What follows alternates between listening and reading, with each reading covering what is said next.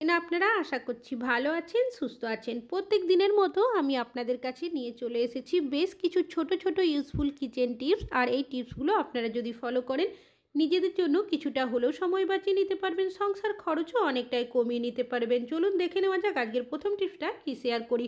আমাদের প্রত্যেকেরই বাড়িতে কিন্তু কম বেশি ভাত রান্নাবান্না হয়ে থাকে, তবে অনেক সময় যদি একটু কমা দামির চাল নিয়ে আসা হয় বা ভাতের চালটা যদি নতুন হয়, সেই ভাত যখন রান্না করা হয় দেখবেন ভাতের স্বাদ কিন্তু একদমই ভালো লাগে না। আর যদি চাল বেশি করে নিয়ে আসা হয় সেক্ষেত্রে কিন্তু সেই ভাত খেতেও সমস্যার মধ্যে পড়তে হয়। এই ধরনের সমস্যা হলে আপনারা নিয়ে নেবেন দুটো তেজপাতা। আগেই কিন্তু পরিষ্কার জল দিয়ে ধুয়ে নিয়েছিলাম, এবার তেজপাতা দুটো হাত দিয়ে এইভাবে টুকরো করে দেব। তেজপাতার মধ্যে এমনিতেই একটা স্ট্রং গন্ধ থাকে, তারপর এইভাবে টুকরো করে যদি ভাতের মধ্যে দিয়ে দেন তাহলে দেখবেন আরও বেশি বেরিয়ে আসবে। তারপর ভাতটা যখন ফুটে যাবে, এই ভাত যখন খাবেন আপনারা কিন্তু বুঝতেই পারবেন না যে এই ভাতের চালটা কমা দামির বা নতুন চালের ভাত। আশা করছি টিপসটা কাজে আসবে, ভালো লাগলে লাইক করবেন। এখন চলে যাচ্ছি পরবর্তী টিপসে।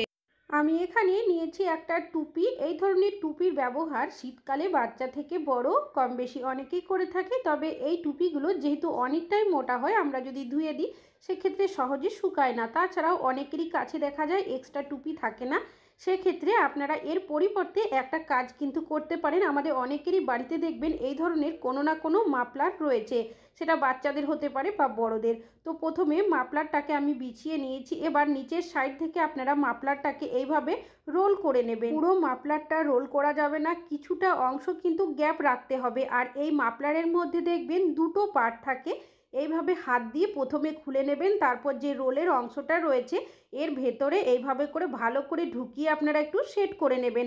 কাজটি কিভাবে করছি সেটা একটু ভালোভাবে দেখলেই বুঝতে পারবেন। তো যে রোলের অংশটা রয়েছে সেটা কিন্তু মাফলারের যে একদম তলার সাইডটা রয়েছে সেখানে কিন্তু এইভাবে করে সেট করে দিতে হবে। তো দেখতেই পাচ্ছেন সুন্দরভাবে কিন্তু এটাকে সেট করে নিয়েছি। এবার এটা কিন্তু আপনারা টুপির মতো ব্যবহার করতে পারেন। চলুন দেখে নেওয়া যাক কীভাবে এটা আপনারা ব্যবহার করবেন। হাতের কাছে যদি টুপি না থাকে বা হয়তো রয়েছে সেটা ভিজে আছে, ব্যবহার করতে পারছেন না, সেক্ষেত্রে আপনারা এই ধরনের মাফলার দিয়ে সহজেই এইভাবে কিন্তু একটা টুপি বানিয়ে নিতে পারেন। আশা করছি টিপসটা কাজে আসবে, ভালো লাগলে লাইক করবেন। এখন চলে যাচ্ছি পরবর্তী টিপস। এখানে নিয়েছি একটা সাবানের কেস। আমরা অনেকেই সাবান রাখার জন্য এই ধরনের কোনো না কোনো সাবান কেসের ব্যবহার করে থাকি, তবে সাবান ব্যবহার করার পর ডাইরেক্ট দেখবেন কেসের মধ্যে রেখে দিলে কি হয়, সাবানের মধ্যে যে এক্সট্রা জল থাকে সেটা কেসের মধ্যে থাকে, যার কারণে সাবানটা সহজে গলে যায়, বেশি দিন ব্যবহার করতে পারি না। সেক্ষেত্রে আপনারা একটা কাজ করে নিতে পারেন, নিয়ে নেবেন রাবার ব্যান্ড। তো আমি এখানে দুটো রাবার ব্যান্ড কেসের মধ্যে এভাবে পরিয়ে দিচ্ছি, আপনারা তিনটেরও এখানে ব্যবহার করতে পারেন। তারপর আপনারা যখনই সাবানটা ব্যবহার করবেন ডাইরেক্ট কেসের মধ্যে না রেখে এই যে রাবারটা রয়েছে তার ওপরে এইভাবে রেখে দেবেন। এতে কি হবে, সাবানের মধ্যে যে এক্সট্রা জল থাকবে সেটা দেখবেন কেসের তলার সাইডে থাকবে, সাবানটা গলবে না, আপনারা আরও বেশ কিছুদিন ব্যবহার করতে পারবেন। আশা করছি টিপসটা কাজে আসবে, ভালো লাগলে লাইক করবেন। এখন চলে যাচ্ছি পরবর্তী টিপসে। এই বাড়িতে নিয়ে আসা হয়ে থাকে কলা খাওয়ার পর খোসাটা কিন্তু প্রত্যেকেই ফেলে দিই, কেউ কোনো কাজে ব্যবহার করি না, তবে কলার খোসা ফেলে না দিয়ে আজ কিন্তু একটা দারুণ কাজে ব্যবহার করে আপনাদের দেখাবো। সবার প্রথমে এখানে একটা কাঁটা চামচ নিয়েছি, কাঁটা চামচের সাহায্যে এইভাবে করে দাগের মতো কেটে নিয়েছি। হবে ভেসলিন, সামান্য পরিমাণের ভেসলিন নিয়েছি, কলার খোসার মধ্যে এইভাবে ঘষে লাগিয়ে নিচ্ছি। কি কাজে এটা ব্যবহার করবেন, এখন যেহেতু শীতের সময় অনেকেরই পা ফাটার সমস্যা রয়েছে, আবার কারো কারো তো দেখা যায় পা ফেটে রক্ত পড়তে শুরু করে, বিভিন্ন ক্রিমের ব্যবহার করলেও সহজে কিন্তু পা ফাটা যেতে চায় না। তো প্রথমে আপনারা পাটাকে ভালোভাবে জল দিয়ে ধুয়ে শুকনো কাপড় দিয়ে মুছে নেবেন। আর এই কাজটি অবশ্যই রাত্রে শোয়ার আগে করবেন। যে কলার খোসার ভেসলিনের মিশ্রণটা রেডি করেছিলাম সেটা দিয়ে এইভাবে ঘষে নেবেন, তবে অবশ্যই সপ্তাহে 3 দিন কাজটি করবেন, যাতে অতিরিক্ত পা ফেটে যায় সেই পা ফাটার সমস্যাও কিন্তু সমাধান হয়ে যাবে। কলার খোসা পা ফাটা দূর করতে খুব ভালো সাহায্য করে, কেন কি এর মধ্যে এমন কিছু প্রপার্টিস রয়েছে। তাছাড়াও ভেসলিন মেশানোর কারণে এটা অনেক বেশি পাওয়ারফুল হয়ে গেছে। আশা করছি টিপসটা।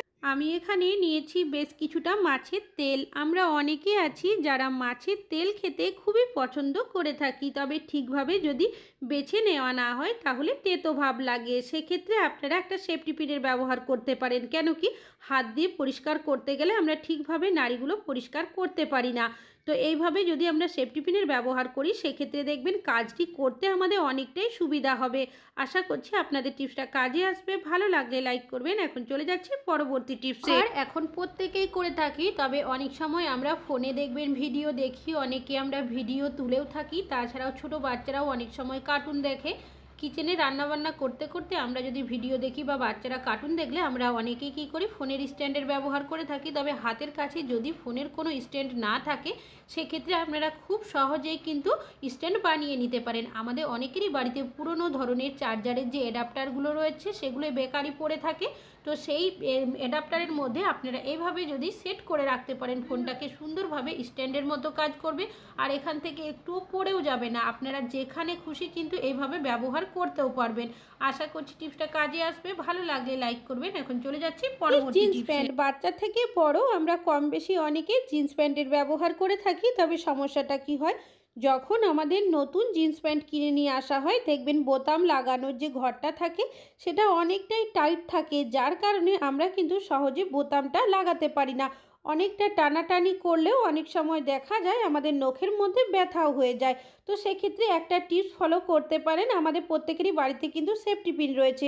একটা বড় সাইজের সেফটি পিন প্রথমে বোতামের মধ্যে লাগিয়ে তারপর যদি আপনারা এইভাবে করে বোতামটা লাগান দেখবেন সহজেই লাগিয়ে নিতে পারবেন। আশা করছি টিপসটা কাজে আসবে। এখন চলে যাচ্ছি পরবর্তী টিপসে। একটা জলের বোতল, আর এই বোতলটা আমি টিপসের আরও একটা কাজে ব্যবহার করেছি আর বাকিটা এখন ব্যবহার করব। তো পুরোটা যেহেতু কাটা হয়নি, নিচের সাইডের কিছুটা অংশ বাকি রয়েছে, সেটাকে আমি কাঁচির সাহায্যে এইভাবে করে কেটে নেব। তো এটাকে কি কাজে ব্যবহার করব সেটাই কিন্তু আপনাদের সাথে শেয়ার করব। তো বোতলের কাটা অংশটা ঠিক এরকম হয়েছে, সাইডে সরিয়ে রাখছি। কি কাজে ব্যবহার করবেন চলুন দেখে নেওয়া যাক। আমাদের প্রত্যেকেরই বাড়িতে কম বেশি শাক নিয়ে আসা হয়ে থাকে। তবে সমস্যাটা কি হয়, আমরা যখন শাক কাটতে যাই, বিশেষ করে নতুন রাঁধুনি হয়ে থাকলে তারা দেখবেন অনেক সময় হাত কেটে ফেলে। তবে আপনারা যখনই শাক কাটবেন একটা টিপস যদি ফলো করেন আপনাদের হাত কিন্তু কোনো দিনই কাটবে না। সবার প্রথম শাকগুলোকে ভালো করে বেছে নিতে হবে। অনেক সময় শাকের মধ্যে পচে যাওয়া পাতা, ঘাস বা বিভিন্ন ধরনের অন্যান্য শাক পাতাও থাকে। তো শাকটাকে আমি ভালোভাবে বেছে নিয়েছি। যেহেতু খুব বেশি শাক নেই তাই একটা হাতের মুঠোর মধ্যেই ছিল, যে বোতলের কাটা অংশটা রেখেছিলাম তার মধ্যে এভাবে পরিয়ে দিয়েছি। এবার শাকটাকে আপনারা এইভাবে করে বোতলের মধ্যে ভালো করে সেট করে হাত দিয়ে এইভাবে চেপে ধরবেন। তারপর আমি এখানে একটা ছুরি নিয়েছি। প্রথমে এই ডাঁটির কিছুটা অংশ কেটে বাদ দিয়ে দিলাম। তারপর আপনারা বোতলের যে কাটা অংশটা রয়েছে সেটাকে ধরে এইভাবে একটু সরিয়ে দেবেন আর অন্য হাতের সাহায্যে এইভাবে আবারও শাকটাকে বোতল সহ চেপে ধরবেন। তারপর আপনারা যদি ছুরির সাহায্যে এইভাবে শাকটা কাটেন দেখবেন সহজে কেটে নিতে পারবেন। তাছাড়াও যেহেতু বোতল রয়েছে আমাদের হাত কেটে যাওয়ার কিন্তু সমস্যা হবে না। আবারও আপনারা এইভাবে করে কিছুটা বোতলের অংশ সরিয়ে শাকটা কাটতে থাকবেন। তাছাড়াও এইভাবে শাক কাটলে কি হবে, অনেক সময় দেখবেন হাত দিয়ে শাকটা ধরলে বারবার হাতের থেকে বেরিয়ে আসে, অসুবিধা হয় কাটতে।